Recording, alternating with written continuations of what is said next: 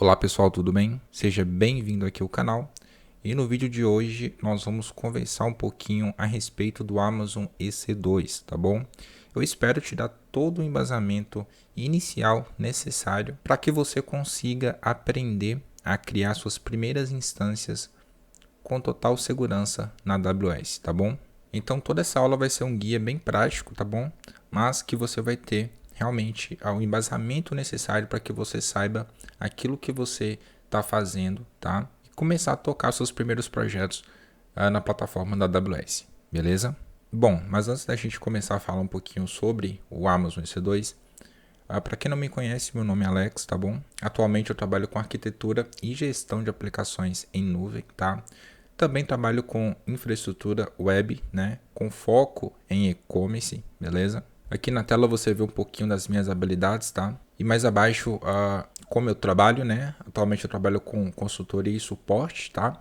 E também tem uma Rubicorp, que é uma empresa com foco em infraestrutura web para e-commerce, beleza? Caso você queira entrar em contato para algum tipo de serviço, algum tipo de parceria, né?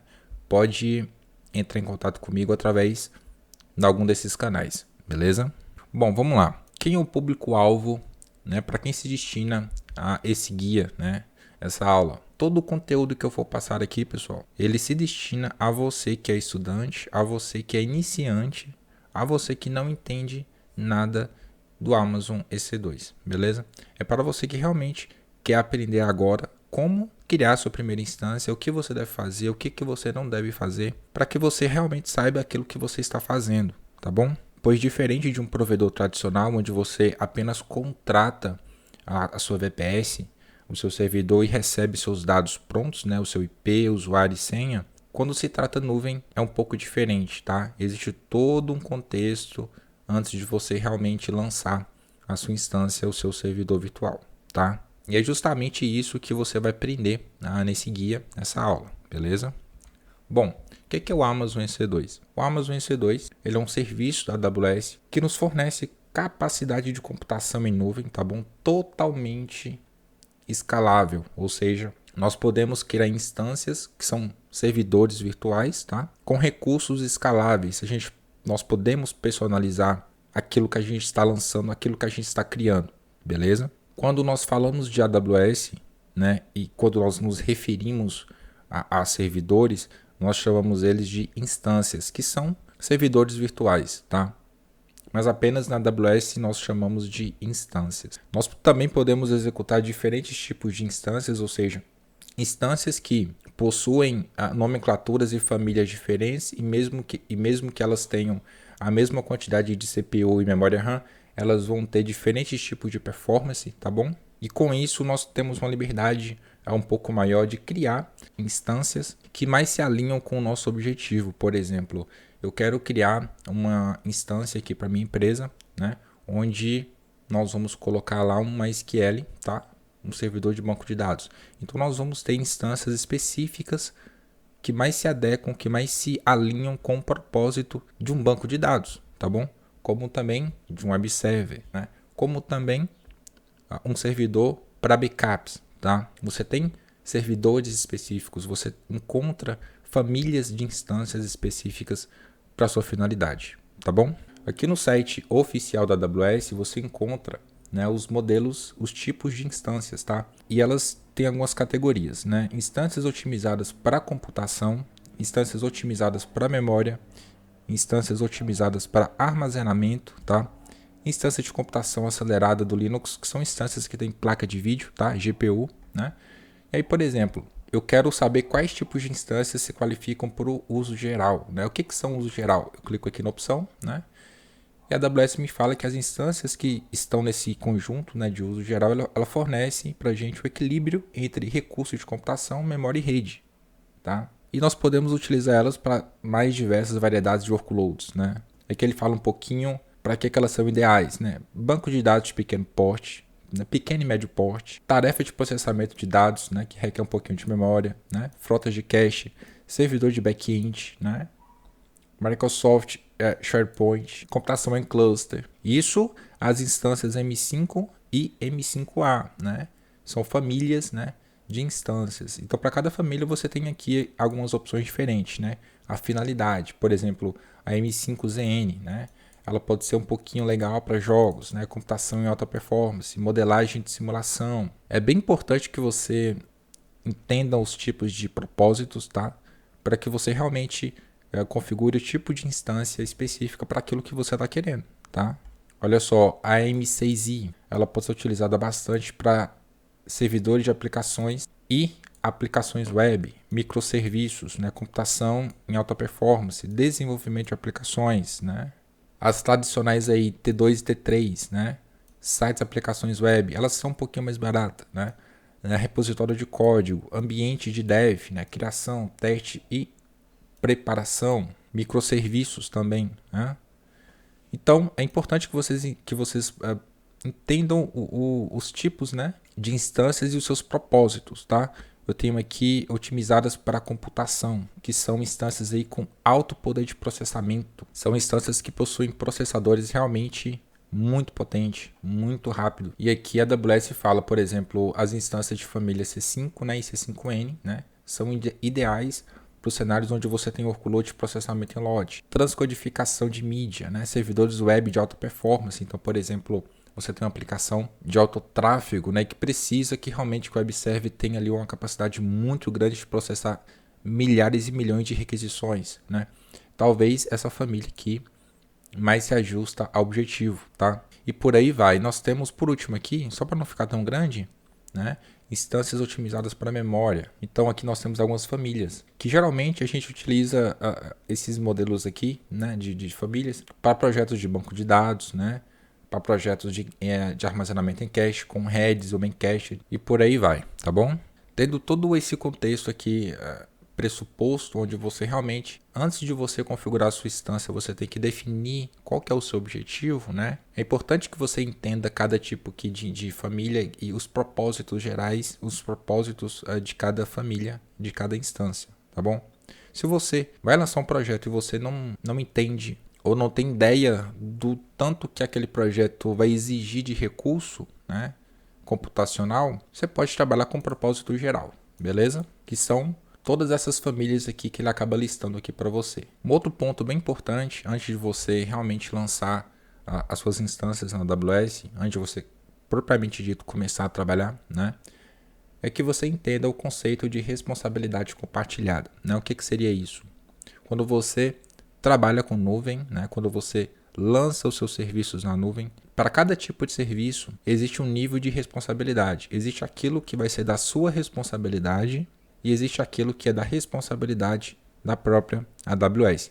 No que diz respeito a servidores EC2, tudo aquilo que você colocar, tudo aquilo que você implantar dentro do seu servidor, dentro da sua instância, a segurança, o backup, a manutenção daquilo que está lá dentro vai ser da sua responsabilidade. Não adianta você subir um banco de dados e se ele der problema, não adianta você abrir um ticket reclamando com a AWS, porque o que está dentro da sua instância é da sua conta, beleza? Agora, imagine que por algum motivo a sua instância sumiu, né? Por algum motivo você não consegue mais ter acesso à sua instância, mesmo que lá na console da AWS mostre que ela está rodando. E ainda assim você tem a instância liberada para conexão e você tem a chave SSH para conectar na sua instância, né? Vamos supor que a instância está sem conectividade. Então, é da responsabilidade da AWS resolver essa questão, beleza? Sabendo diferenciar aquilo que é da sua conta e aquilo que não é, você vai evitar muita dor de cabeça e equívoco. Bom, vamos continuar. Tudo que está nessa tela são recursos aí do Amazon EC2, basicamente. Tem muita coisa, mas são os principais, né? Como nós já acabamos de falar, acabamos até pincelando um pouquinho antes, né, sobre os tipos de instâncias, eu vou pular essa parte. E aqui nós caímos no conceito de localidades, regiões e zonas de disponibilidade. E aí eu estou com um link aqui aberto, né, onde ficaria mais fácil você entender. Basicamente, aqui abaixo ele fala o que é uma região e o que é uma zona. Esse link eu também vou deixar na descrição do vídeo para que você leia o que está aqui escrito, tá? E fique um pouco mais a par do assunto. Aqui nesse mapinha da AWS, nós encontramos aqui alguns pontinhos azuis, né, e laranja. Todo pontinho azul significa uma região. Então aqui no Brasil nós temos a região de São Paulo, ok? Esse pontinho laranja significa que nessa região aqui, por exemplo, no Canadá, o oeste do Canadá, em breve vai ser uma região da AWS com um data center, ok? Então pelo mundo aqui, pelo globo, você vê diversas regiões disponíveis da AWS. Fechou? Uma região nada mais é do que um agrupamento de zonas de disponibilidade. O que é uma zona de disponibilidade? Uma zona significa um data center específico, físico, tá bom? Então aqui em São Paulo nós temos 3 zonas de disponibilidade, ou seja, só em São Paulo a AWS tem 3 data centers. Para cada região você vai ter no mínimo 3 zonas de disponibilidade, ou seja, a AWS ela foca muito em alta disponibilidade, em redundância daquilo que ela tem. Quando você passa o mouse aqui nas demais zonas, você sempre vai ver no mínimo 3. Algumas possuem 4, né? Mas o mínimo aí são 3 zonas de disponibilidade, né? São 3 data centers específicos. Então em São Paulo, pelo menos em 3 cidades diferentes, vai ter um data center lá. Beleza? E novamente, leia aqui a descrição, né? De região e zona, para que você entenda a diferença de um para o outro, né? E todos esses conceitos fazem diferença na hora que você vai implantar a sua instância, ok? Bom, agora que você entende minimamente bem o que é uma região, o que é uma zona, né?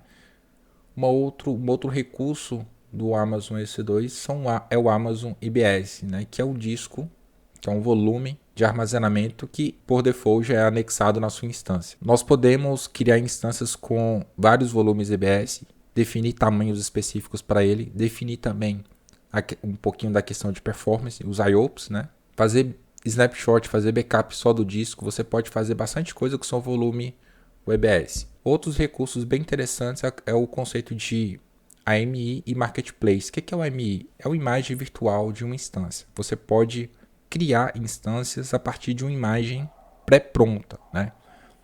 Imagine o cenário onde você quer lançar uma instância que ela já possui, por exemplo, o MySQL Server no Windows Server 2019, pré-configurado. Você lança a sua instância, você faz o deploy dela e ele já vem pré-configurado para você, beleza? Você pode criar modelos e salvar como uma AMI e reutilizar em outros projetos. Tá?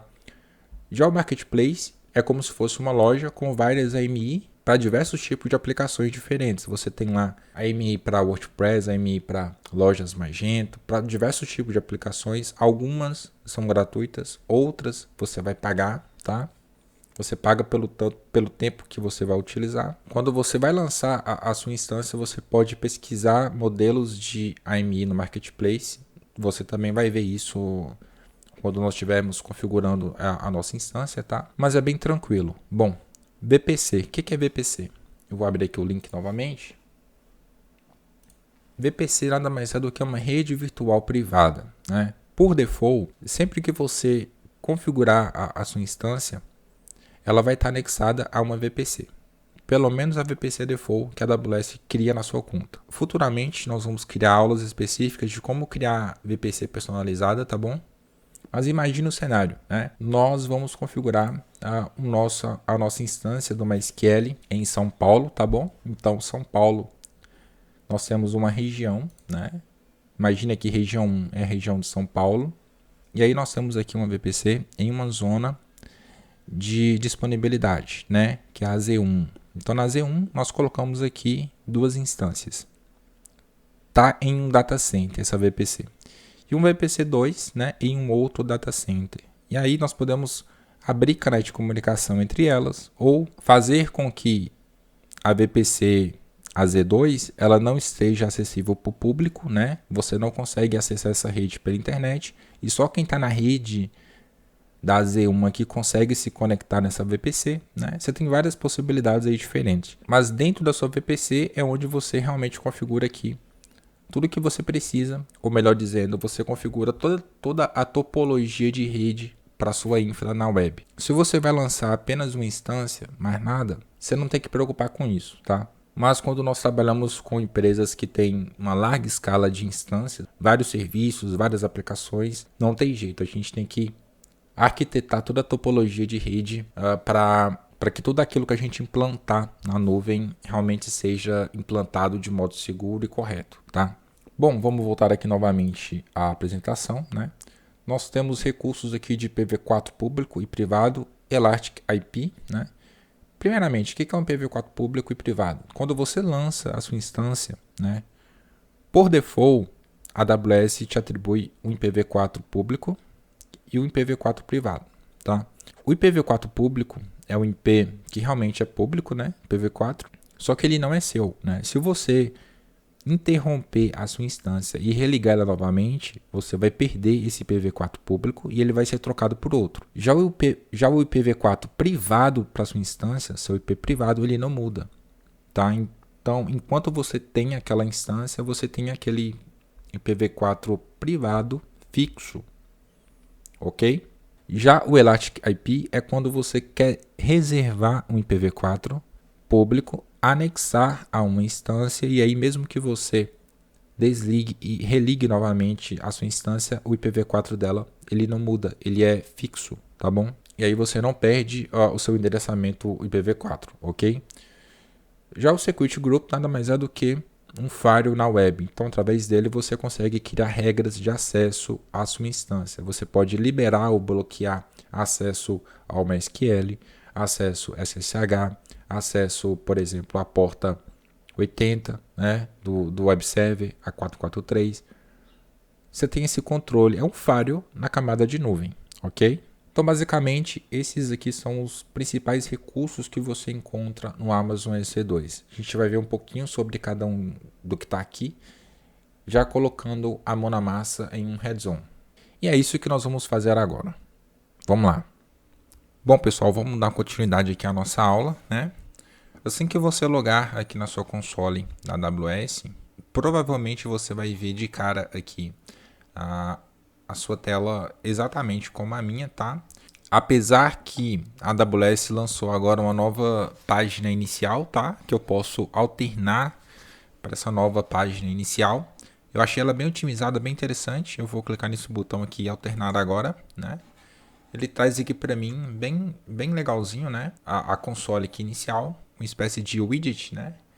Bom, para eu criar o meu primeiro EC2, a minha primeira instância, a primeira coisa que eu posso fazer aqui é definir qual região que eu quero trabalhar, tá bom? Se você quer implantar a sua instância lá nos Estados Unidos, se você quer implantar a sua instância na Ásia ou na região de São Paulo, aqui no menuzinho superior você deve definir aqui a sua região, tá bom?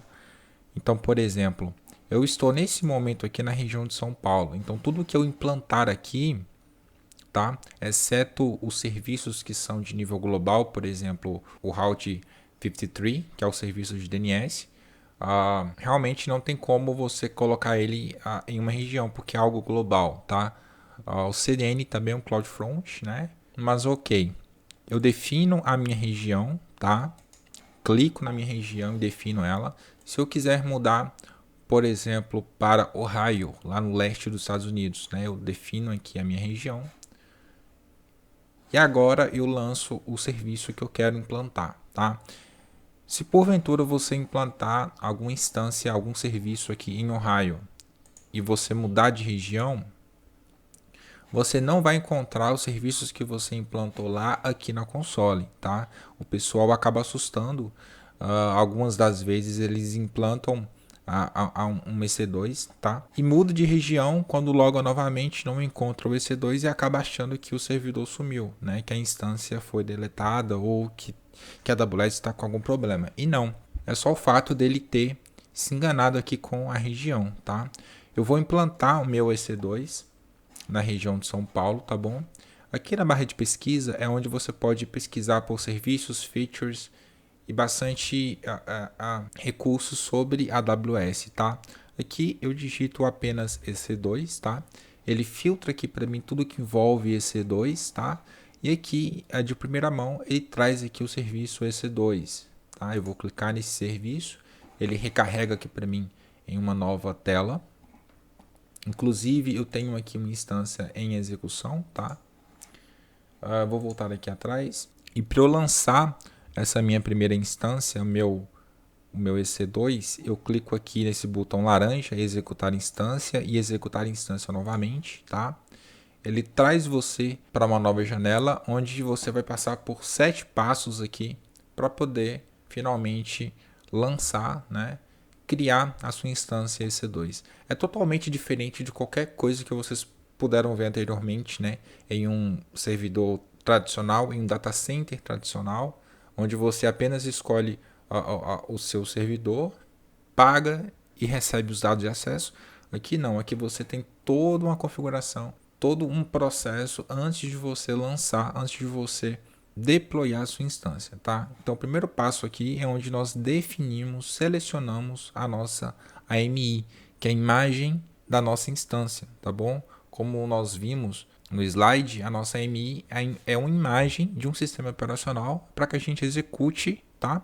Na nossa instância EC2. Aqui você pode pesquisar por AMI gratuita, tá? Que a própria AWS tem. São vários tipos, né, de imagens. Você tem a imagem do Amazon Linux, que é uma imagem específica da AWS, é uma imagem bem otimizada, tá? Baseada no CentOS e Red Hat. Você tem também a AMI do Red Hat, do SUSE, do Ubuntu, tá? Tem do Windows, o Windows Server 2019 base, é bem limpo. Aqui na barrinha de pesquisa você pode digitar um nome para sua AMI, por exemplo, Windows. Ele traz aqui para você imagens somente de Windows, tá? Tem a 19 base, né? A 2019 com container, a 2019 com SQL Server, tá? Você pode também pesquisar no Marketplace, tá? Então no Marketplace você encontra também outras imagens aí. Algumas serão gratuitas, tá bom? Eu quero que vocês se atentem a isso, tá? Outras vão ser cobradas. Então você vai pagar. As que são cobradas você paga não só pela hora de consumo da sua EC2, tá? Como também a hora de consumo pelo software que vai estar na sua imagem. Então é assim que algumas imagens acabam cobrando, tá? Eu quero trabalhar nesse momento com um EC2 Ubuntu. Vou pesquisar aqui no guia no início rápido, tá? Vou pegar essa primeira imagem aqui, Ubuntu Server 2004, vou selecionar, tá? Outro detalhe, algumas imagens elas estão disponíveis com arquitetura x86 e também ARM, beleza? Vou selecionar aqui. O segundo passo é onde eu defino o tipo de instância que eu quero implantar na minha EC2, ok? É aqui que você tem que entender sobre as famílias de instâncias EC2, ok? Para que você projete, selecione a instância correta para o seu projeto, beleza? Como essa é uma aula só para explicar basicamente o que é um EC2, como ele trabalha, como ele funciona, eu vou trabalhar com a T2 Micro, tá bom? É uma instância bem pequenininha, ela está qualificada para o nível gratuito, ou seja, no meu primeiro ano de AWS eu posso utilizar essa instância aqui do modo default sem pagar por ela. Ela tem um núcleo de CPU e 1 GB de memória, ok? Deixo ela aqui selecionada e vou para o próximo aqui passo, tá? Aqui no próximo passo, que é o terceiro, é onde a gente configura a nossa instância. Eu vou deixar aqui default, eu não vou mexer em nada disso daqui, porque é um pouquinho bem mais avançado. A gente pode ter aula específica só para a gente abordar tudo que está aqui, tá? Mas só lembrando aqui vocês, nós comentamos sobre o conceito de regiões e zonas de disponibilidade. Então, em região, nós estamos na região de São Paulo. Você lembra que eu comentei que na região de São Paulo a gente tem pelo menos 3 zonas de disponibilidade. Cada zona seria basicamente uma subnet. Então aqui, por exemplo, eu posso lançar essa minha instância e escolher em qual zona eu quero implantar essa minha EC2. Aqui em rede eu deixo default e aqui em subrede, né, é onde nós encontramos aqui, tá? Eu tenho aqui 3 opções de zonas disponíveis, um A, um B e um C. Cada zona ela está em um data center diferente, tá bom? Ou eu posso deixar aqui como padrão e ele vai selecionar uma das 3 aqui de forma aleatória. A que tiver disponível, tá? Ele vai lançar a minha instância. Vamos supor que eu quero escolher aqui na 1A, tá? Em outro momento eu quero um B e um C, eu tenho essa liberdade. Vou deixar na 1A aqui, mas eu poderia deixar aqui como padrão, porque isso para mim nesse momento ele não é um requisito, tá? e vou avançar. No quarto passo é onde você define o tipo de armazenamento e o tamanho do armazenamento, né? Você tem um disco aqui root, que é o disco utilizado para dar boot no servidor, na sua instância, tá? O tamanho default é 8 GB com disco SSD. Pessoal, se eu aumentar o tamanho de 8 GB aqui para, por exemplo, 9 GB, 10 GB, eu saio do free tier, então eu começo a pagar o excedente aí por esse volume. Eu vou deixar aqui default. Eu poderia também anexar aqui um novo volume, que é um IBS, tá? Um disco EBS, nós falamos também sobre ele. Posso deixar 8 GB. Posso escolher o tipo de volume, por exemplo, eu quero um disco aqui magnético, ou eu quero um disco aqui, disco rígido frio, não sei. Vamos colocar aqui um magnético. 10 GB. O dispositivo desse disco vai ser o Dev SDB, né? Poderia ser. E claro, quando eu lançar essa instância, é bem provável que ele não monte para mim automaticamente esse volume, tá? E aí você tem que montar manualmente esse volume lá no seu, na sua instância.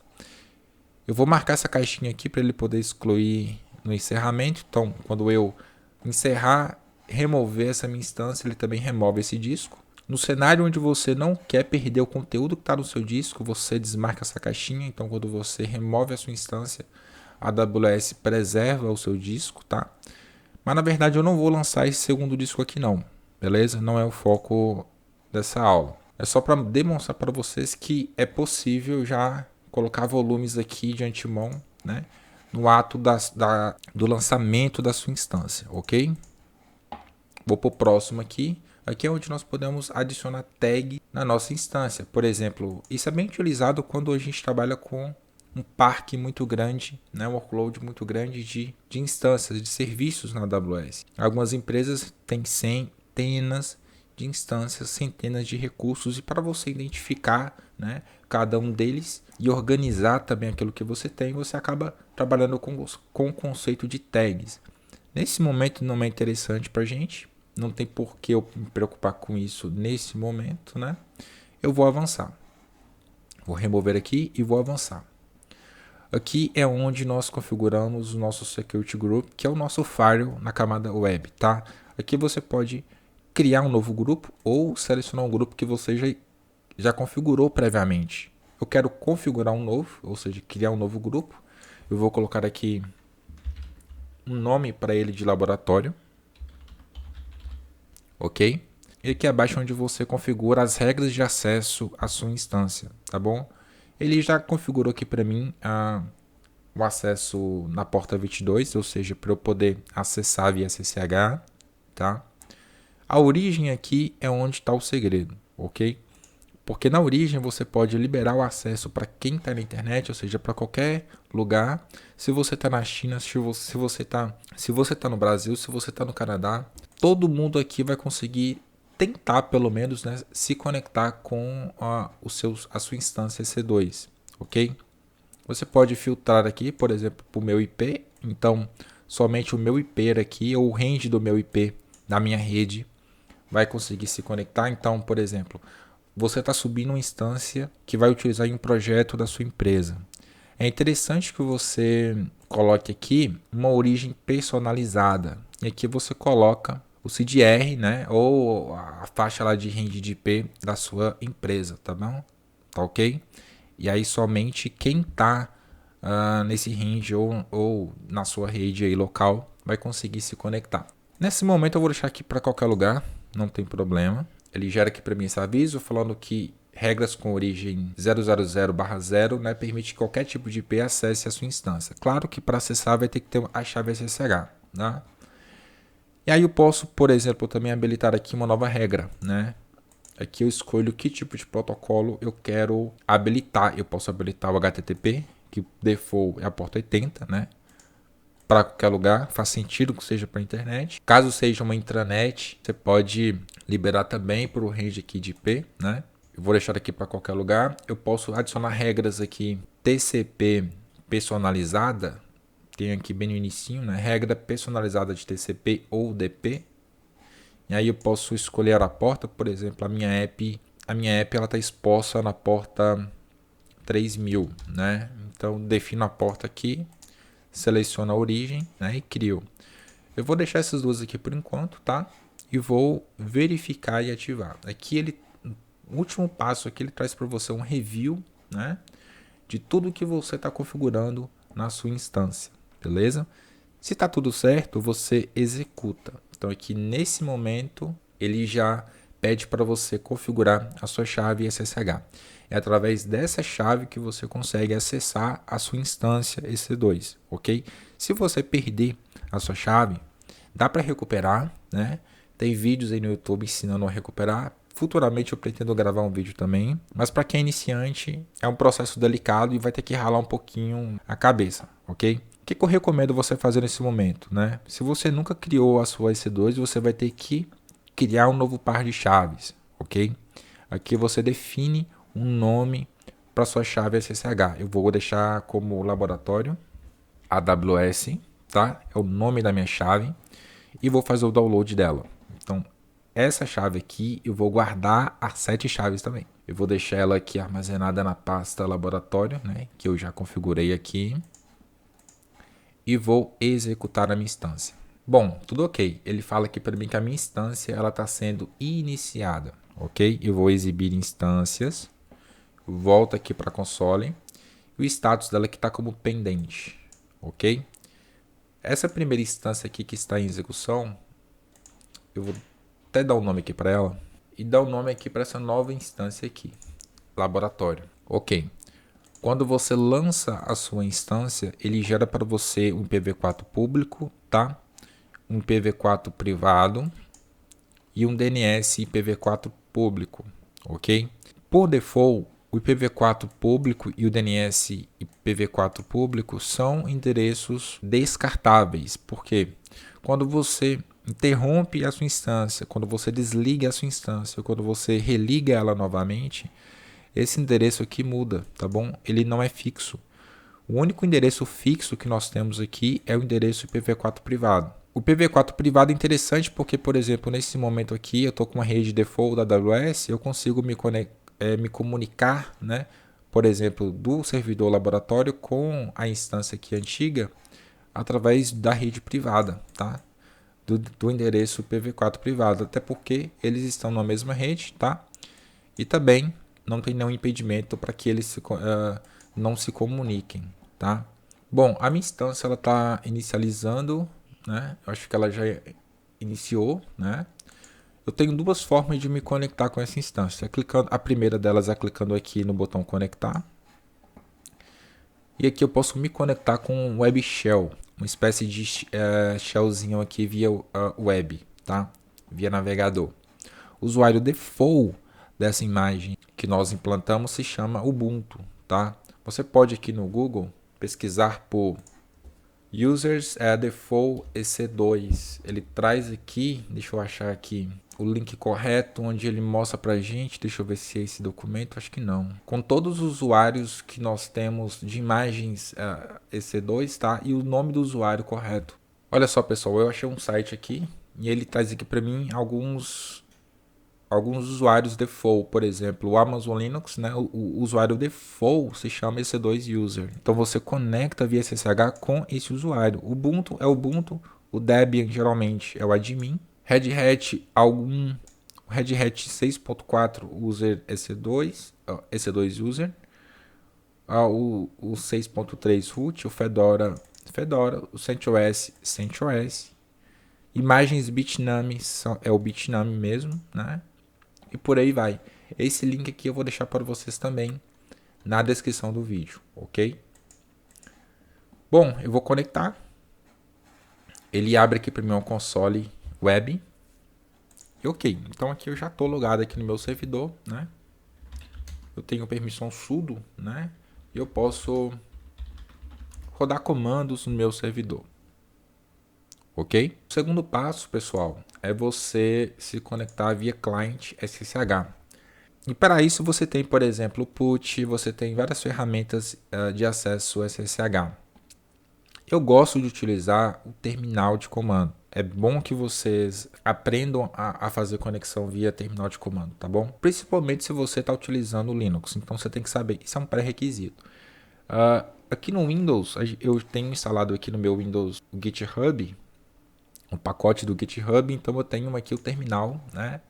O Git Bash. Então aqui eu executo comandos através desse terminal. Aqui na barra, aqui no diretório, ou melhor, na pasta onde eu armazenei a minha chave, eu vou abrir aqui o Git Bash, porque ele já abre aqui para mim nesse diretório, tá bom? Que é o laboratório. Se eu dar um ls, ele lista aqui para mim a minha chave, né? E para eu me conectar, a primeira coisa que eu faço é dar permissão chmod 400 na minha chave, né? Então eu executo o chmod 400 e o nome da minha chave, tá? E agora, para eu me conectar, eu posso me conectar com o comando ssh-i, né? Abro essas chavinhas que eu sempre esqueço o nome, coloco o nome da minha chave ssh, tá bom? O usuário é Ubuntu default, coloco uma arroba e que eu posso colocar não só o DNS IPv4 público, como também eu poderia, deixa eu voltar aqui, colocar aqui o IPv4 público, tá bom? Que eu poderia me conectar tranquilamente. Eu vou colar aqui, tecla Enter, OK, eu vou dar um Yes, e aqui eu estou conectado na minha instância, tá bom? Também posso rodar comandos aqui tranquilamente. Beleza? Bom, então nós já lançamos a nossa instância, nós já conectamos a nossa instância. Eu vou fazer o seguinte, eu vou instalar aqui o Nginx, deixa eu botar o sudo aqui, -y para poder já liberar aqui para mim. Ok, já instalei o Nginx e vou tentar acessar aqui aquela tela default do Nginx, tá? Vou colar, já consigo acessar através do meu IPv4 público, tá? Posso também acessar através do DNS IPv4 público. Ok, já acessei, né? Agora, pessoal, imagine o cenário onde você configurou a aplicação da sua empresa, né? E configurou o endereço IPv4 público lá no DNS do domínio da aplicação. Você desligou a sua instância e religou novamente. E aí quando o usuário, quando o seu cliente foi acessar a sua aplicação, ela estava off. E você não entendeu o motivo que ocasionou esse problema. Geralmente, para uma pessoa que não tinha esse conhecimento pré-adquirido a respeito do endereço aqui IPv4, ficaria perdido, porque não saberia o que fazer, né? Porque realmente quando você desliga e liga aqui a sua máquina, você perde seu IP, né? Você não consegue recuperar ele nunca mais, porque ele não é seu, você não reservou esse endereço IPv4. E aí a única forma que você tem para poder resolver é atualizar o IPv4 público lá no DNS, ou a melhor forma, contratar um endereço IP elástico. Eu vou desligar essa minha instância, vou interrompê-la aqui, só para vocês verem. Não é nada difícil, é bem simples até o processo, tá? Mas eu recomendo que vocês sempre trabalhem com IP elástico, ok? Ó, deixa eu ver aqui. Ela está com status aqui de interrompendo. Provavelmente o meu Nginx já está off, porque a minha instância está caindo, tá? Está sendo desligada. Ó, está interrompido. Desligou, beleza? O meu IPv4 público já não está aqui mais e nem o DNS IPv4 público. Aqui na barra desse menuzinho da esquerda, você vai ter aqui na guia Rede e Segurança a opção IPs elásticos. Você vai clicar nessa opção e vai clicar aqui Alocar endereço IP elástico. Vai clicar em Alocar novamente e OK. Eu tenho esse primeiro aqui que está sendo usado naquela primeira instância, mas eu tenho esse segundo endereço aqui, IPv4, que eu acabei de contratar, né? Ele não está associado a nenhum servidor que eu tenho, a nenhuma instância que eu tenho aqui na AWS. Então eu vou clicar nesse primeiro IPv4, tá? Eu poderia colocar um nome até para poder organizar os meus endereçamentos de IPv4 elástico, tá? Por exemplo, IP Lab, né? Aí eu saberia de qual serviço esse endereço aqui está associado. Apesar que ele mostra aqui para você também por exemplo, nesse primeiro IP aqui, em qual instância que esse endereço aqui está associado, tá? Então, eu preciso agora associar esse endereço aqui que eu acabei de contratar na minha instância laboratório. Bom, marquei a caixinha, clico aqui em ações e associar endereço IP elástico. Aqui ele pede para eu poder selecionar a instância, tá bom? E eu vou selecionar essa daqui, laboratório, né? Que está com status aqui de stop, né? Vou associar. Ok. Então o IPLab já está associado aqui, ó, à minha instância, beleza? Agora o que eu posso fazer? Eu posso ligar novamente a minha instância, né? Então eu vou ligar aqui, estado da instância, iniciar. Eu já estou aqui com o meu endereço IPv4 público elástico, né? Que é o 18 e termina com 117, que é exatamente o que nós contratamos, né? 18 e 117. Tem o endereço IPv4 público fixo e tem o DNS IPv4 público fixo. Esses dois endereços aqui, eles não vão mudar, vão ser fixos, mesmo que eu novamente desligue e religue a minha instância. Eu não perco esse endereço, porque eu acabei de reservar para mim, ok? A AWS não vai ofertar esses endereços aqui para nenhum outro cliente enquanto eu tiver com esses endereços aqui reservados, ok? Bom, vamos lá, vamos ver se já iniciou aqui a minha instância, está pendente. Esse endereço aqui, IPv4 público e o DNS IPv4 público já foi para o limbo, eu não consigo mais utilizar, então eles não vão mais conseguir acessar a minha instância, tá? Agora, já no cenário onde eu tente acessar o meu Nginx com o IPv4 elástico, eu já consigo acessar, tá? O DNS IPv4 público, mesma história. Demora um pouquinho, mas abre. Olha só, abriu. Ok. O restante aqui já foi para o saco, tá? Bom, eu tenho aqui a minha instância EC2 já ligada, tá? Eu associei o IPv4 elástico, tá? Então eu já posso trabalhar tranquilamente, né? Basicamente é tudo isso que você precisa saber para começar a engatinhar com instâncias EC2 na AWS. Escolher o tipo de instância, escolher sua região, saber acessar a sua instância, colocar um IPv4 elástico na sua instância e, por último aqui, alterar ou adicionar alguma porta aqui de acesso no Security Group. Então, para isso, só para a gente finalizar, você vai selecionar a sua instância. Aqui abaixo você pode clicar em segurança. Ele lista aqui para você o grupo de segurança que a sua instância está associado, né? Que é o laboratório que nós configuramos. Eu vou clicar nessa opção aqui. Ele me traz aqui para essa nova tela, onde eu tenho as regras de entrada, ou seja, todas as regras que podem se conectar na minha instância. Eu posso editar regras aqui e adicionar novas regras. Por exemplo, eu vou fazer o seguinte, eu estou com esse IPv4 aqui que nós alocamos, né? Imagine que você queira dar um ping lá no servidor, né? Para ver como é que está a latência, né? Então aqui você não consegue pingar lá no servidor, né? Tempo esgotado porque o ping não está liberado, nós não liberamos o protocolo de conexão, né? Então eu posso adicionar uma nova regra, escolher o tipo de regra aqui, a porta, o serviço, né? Eu vou colocar aqui todo ICMP IPv4, né? Para onde? Eu posso colocar para o meu IP ou para o IPv6 local, para qualquer IPv4. Eu vou deixar aqui para qualquer IPv4, tá? Vou salvar a regra. E agora, se eu rodar novamente, eu já consigo realizar um ping na minha instância, beleza? Como também eu posso editar novamente. Como também eu posso editar novamente e remover alguma regra. Vamos supor que eu quero remover o protocolo aqui, o acesso ICMP. Excluo, né, e salvo aqui novamente. Se eu rodar novamente aqui, ele ainda não atualizou, demora um pouquinho, alguns segundos, vamos ver agora. Ainda não atualizou pra gente, né, o firewall, né? Acho que ele já bloqueia.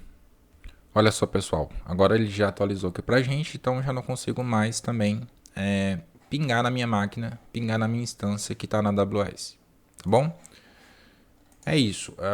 Eu acho que deu para vocês pegarem aí todo o conceito básico que vocês precisam saber para poder trabalhar com instâncias na AWS, tá bom? Peço muito que vocês leem documentos, leem documentação para que vocês saibam exatamente o que estão fazendo, tá? E claro, aprofunde também o conhecimento, porque em algum momento você pode fazer algo aqui que não deveria fazer e vai ter custos, tá? E a gente não consegue, não dá para fugir dos custos que você acaba gerando na AWS. De alguma forma ou de outra, você vai ser cobrado, tá bom? Engana-se quem chega aqui e gera uma fatura de 10 mil dólares e some, achando que não vai ser encontrado. Realmente a AWS encontra e cobra, tá? Em caso de dúvidas, eu peço que vocês deixem aí nos comentários, tá bom? E novamente, aquele que quer fazer e você que quer fazer uma parceria, algum serviço técnico comigo, tá? Entre em contato comigo através do meu site ou por qualquer forma de contato que eu colocar na descrição do vídeo. Mas dúvidas a respeito do vídeo em si, deixe nos comentários porque eu vou te ajudar.